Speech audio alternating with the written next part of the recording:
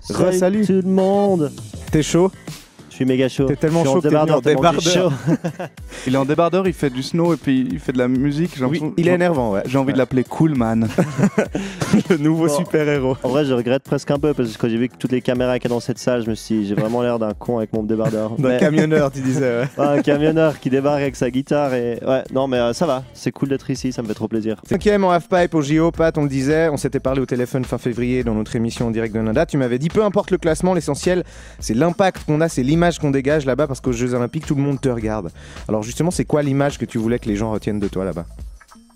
Je voulais juste que les gens réalisent à quel point on s'amuse en faisant du sport et c'est pas juste une souffrance parce qu'il y a des athlètes qu'on regarde et on se dit mais jamais de ma vie j'aimerais faire du sport. Et dans ma vie j'ai toujours voulu inspirer les jeunes et leur dire ne suivez pas le cursus scolaire et toutes ces conneries, allez faire du sport, faites ce qui vous tient à cœur et peut-être que tenir à cœur c'est faire l'école, je sais pas, mais pour tous ces petits jeunes désespérés, j'ai envie de montrer à leurs parents que nous on s'éclate trop et que s'il faut s'amuser dans la vie, il faut faire ça et c'est ce que je voulais faire. Donc je me suis amusé et ça m'a aussi amené au bon résultat parce que j'étais bien en moi, j'écoutais de la musique, c'était incroyable, je me rappelle comme c'était hier ce moment.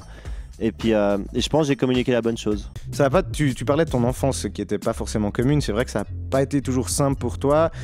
Quand tu avais 8 ans je crois environ, en une année tu as dû changer 4 fois d'école, des soucis de comportement, tu racontais que tu t'échappais à chaque fois qu'on t'amenait à l'école. On a même pensé à t'hospitaliser, qu'est-ce qui se passait, qu'est-ce qui cadrait pas en fait? Je sais pas, franchement je sais pas, je pouvais pas, c'était genre plus fort que moi et j'étais méga rebelle donc si on me disait fais ça, il y avait pas moyen. Vraiment, il n'y avait pas moyen. Après, c'était à 2 doigts de m'hospitaliser, tu vois, dans un truc de malade. Et moi, j'ai eu la chance d'avoir mes parents qui étaient assez intelligents pour dire non, on va pas faire ça. Qu'est-ce que tu veux faire? J'ai dit, je veux faire du sport. Et ils ont réalisé que quand je faisais du sport à côté, j'arrivais vraiment à canaliser mes énergies et à être sage, soi-disant en cours, tu vois. Après, voilà, je fais toujours un peu des conneries, mais c'était ma personnalité. Et j'ai été dans une école où ils me laissaient tous les après-midi partir, je faisais du sport. Et moi, c'est là où j'ai dit, ok, vous me faites quelque chose, je vais faire quelque chose en retour. Donc j'étais un peu sage en cours.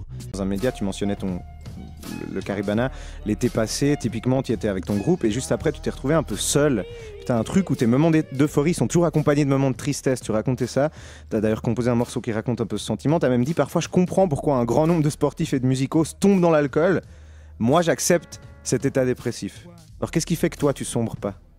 C'est la musique. Parce que la musique, c'est dans le sport. C'est qu'après une session de studio, j'ai pas le temps de me dire oh c'est fini, c'est triste. Genre c'est cette année qu'on a fini d'enregistrer l'album. Ouais, j'ai fini d'enregistrer l'album. Le lendemain on avait un concert et je suis parti direct aux États-Unis pour une Coupe du Monde. Et c'est ça qui fait que cette balance qui est incroyable et qui est ultra saine. T'as pas de descente quoi. En fait. Exactement. Et le sport, ça m'a quand même amené une super sénitude dans ma vie, si ça se dit. Et tu vois, je sais à quel point mon corps est important et je vais pas le saccager quoi qu'il arrive. Mais ces moments de dépression, ça arrive tout le temps et c'est pas moi, c'est tous les êtres humains sur cette planète. On a tous, c'est chimique, c'est physique. Tu vois, c'est ta cervelle, tu sécrètes des choses qui font. Que tu les fuis pas quoi. Toi. Ouais, c'est ça. Tu les utilises quoi. Et c'est trop bien parce que typiquement le dernier exemple que j'ai, je suis rentré d'Autriche avec Étienne et c'était trop bien. On a passé un week-end, c'était trop bien. On a fait un week-end dans un hôtel de ouf. J'étais avec ma copine argentine. C'était vraiment le rêve. Et d'un coup, je dois dire au revoir à tout. Elle repart dans son pays faire son truc d'influenceur machin. Moi, je retourne chez moi et j'ai plus rien. Tu vois, c'est ça la vie de baroudeur, mon gars.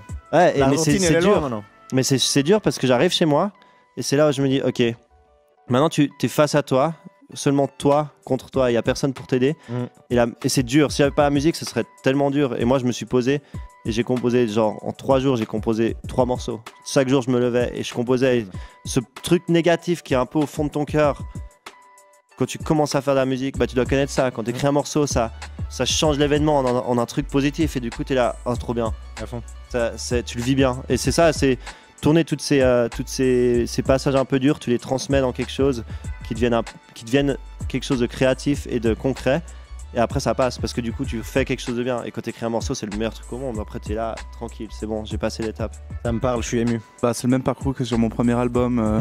Yacine Nemra. Issu des cendres.